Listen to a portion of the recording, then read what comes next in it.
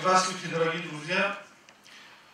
Позвольте в первую очередь мне выразить свою огромную благодарность организаторам этого мероприятия. Это наша молодежь недавно организовала новую организацию, создала. Называется она Союзом Таложской молодежи. Это их первое мероприятие. Позвольте от вашего имени пожелать, чтобы это было удачным началом для них, чтобы они и дальше так удачно работали на благо нашего народа. Во-вторых, что касается генерала Ази Асланова. Наши талыши в течение многих лет, десятилетий были лишены возможности изучать свои истории. Поэтому много талышей очень мало знают о нашей истории. Но нельзя найти почти ни одного талыша, чтобы он не знал, кто такой Ази Асланов.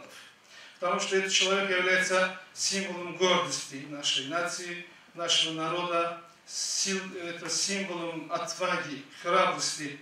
В Азербайджане единственный дважды герой гвардии генерал-майор Ази Асланов.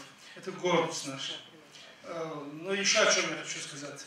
Я сегодня хотел бы еще пару слов сказать о победе на Сталинградской битве. О чем это говорит, эта победа нам? Вообще, о чем нам говорит победа в Великой Отечественной войне?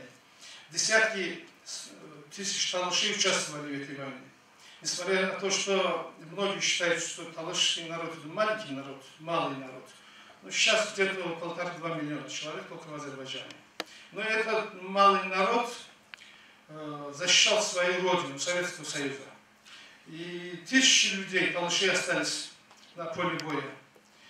Многие получили ордена, медали.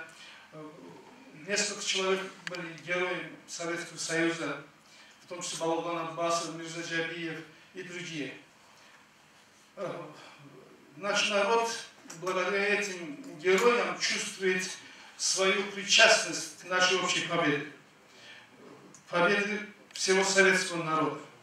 Как раз вот в этом году, в феврале месяце, исполняется 200 лет со дня подписания Гюлистанского мирного договора между Россией и Персией. Благодаря этому договору часть талышского народа, северная часть талышского ханства, оказалась в составе Российской империи.